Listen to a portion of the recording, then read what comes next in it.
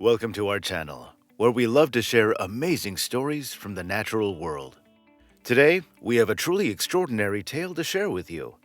One that will leave you in awe of the incredible creatures that call our oceans home. This story takes place on the beautiful Cook Islands, a self-governing nation in the South Pacific Ocean that consists of 15 islands spread over 2.2 million square kilometers. The Cook Islands are home to a diverse array of marine life, including whales, sharks, dolphins, and a wide variety of colorful fish and coral reefs. Meet Nan Hauser, a 63-year-old marine biologist living on the Cook Islands. Nan has spent the last 28 years diving and researching the underwater world, studying everything from the behavior of whales to the health of coral reefs. Her work is based at the Center for Cetacean Research and Conservation, where she and her team work to protect and understand these incredible animals. As we mentioned earlier, the Cook Islands are a beautiful and diverse archipelago located in the South Pacific Ocean. The Cook Islands are known for their pristine beaches and crystal clear waters, which makes them a popular destination for diving and whale watching. However, the Cook Islands are not just a popular tourist destination. They're also an important research area for marine biologists like Nan.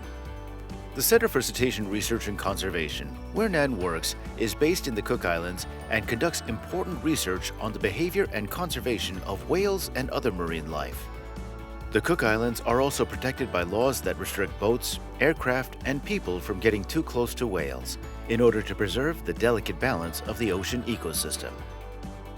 As Nan and her team were diving off Murray Beach, they suddenly encountered a 20-odd-ton humpback whale.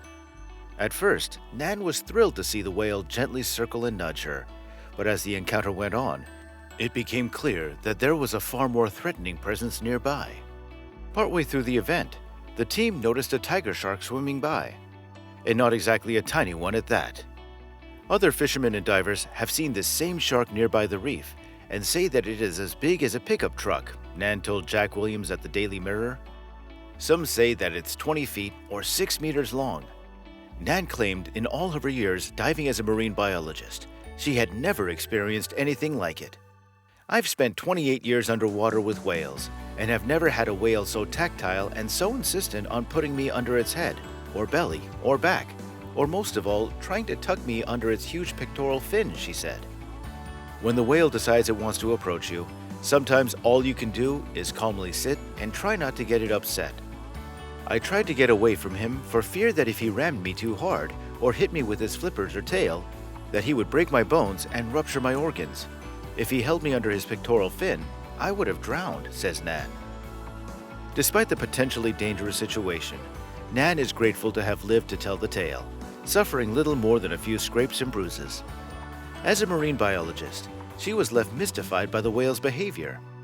It's not uncommon for whales to swim up to or even breach the surface near humans, either to gulp down food or simply to get a closer look. However, repeated passes and caresses like those Nan experienced are far less common, leading her to hypothesize that the whale's behavior was intentional. There is a published scientific paper about humpbacks protecting other species of animals by Robert Pittman, says Nan. For instance, they hide seals under their pectoral fins to protect them from killer whales. Intelligent marine mammals shielding humans from ocean predators seems to be a tale as old as time. However, not everyone is convinced by stories like Nan's. Many experts blame our tendency to anthropomorphize rare situations when we encounter potentially dangerous sharks and benevolent, or at least non-aggressive cetaceans. Rob Harcourt, professor of marine ecology at Macquarie University in Australia, has his doubts, saying it may just have been a young, curious whale. I'm sure the whale knew the shark was there, but as the shark is no threat to the whale, why would it think that it was a threat to the human? Harcourt reported. Despite the skepticism of some experts, stories of intelligent marine mammals protecting humans from ocean predators are not uncommon. In fact, the ancient Greeks depicted dolphins as sacred protectors and allies in a number of their stories and works of art.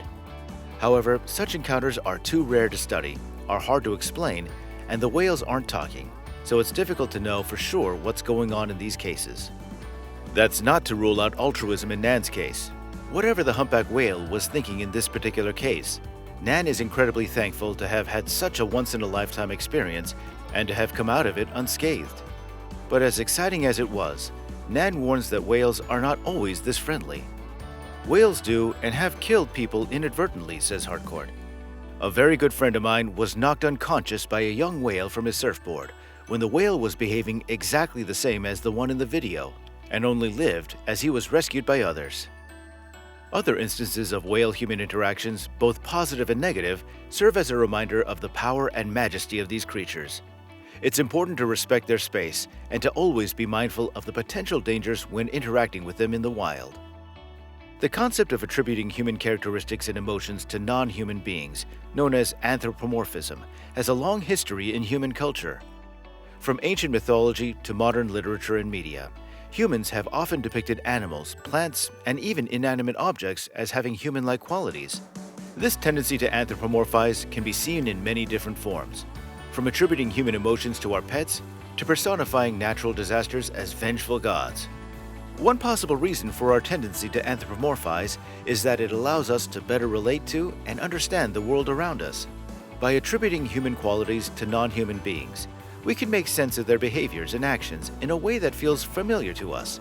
However, it's important to remember that while anthropomorphism can be a useful tool for storytelling and communication, it can also lead to misunderstandings and inaccuracies in our understanding of the natural world. Nan Hauser's encounter with the humpback whale is far from the only instance of whale-human interactions. In fact, there have been numerous reports of interactions between humans and whales over the years. One famous example of a positive interaction is the story of Luna, a young male killer whale who became separated from his pod off the coast of Vancouver Island in 2001. Luna spent several years interacting with humans, often approaching boats and even attempting to communicate with them. Despite the best efforts of conservationists, Luna eventually died after becoming tangled in a tugboat anchor in 2006. On the other hand, there have also been instances of whales causing harm to humans. In 2017, a young woman was killed by a humpback whale while on a whale-watching tour in Canada. In this case, the whale was likely startled by the boat and reacted aggressively in self-defense. In conclusion, Nan Hauser's encounter with the humpback whale off the coast of the Cook Islands was a unique and unforgettable experience. While the motivations behind the whale's behavior remains a mystery, some experts speculate that it may have been trying to protect Nan from that nearby tiger shark. However, it's important to remember that such encounters are rare and hard to study, and the true motivations of marine mammals are difficult to determine. The concept of attributing human characteristics and emotions to non-human beings, known as anthropomorphism, has a long history in human culture. While anthropomorphism can be a useful tool for storytelling and communication, it's once again important to remember that it can also lead to misunderstandings and inaccuracies in our understanding of the natural world. And finally, various instances of whale-human interactions have demonstrated the strength and influence of these animals. It's essential to show respect for their space and to always be aware of potential dangers when approaching them in the wild. Despite any inherent risks, the chance of observing whales up close is a truly breathtaking experience. And with that, we hope you enjoyed this video. If you did, please give it a thumbs up.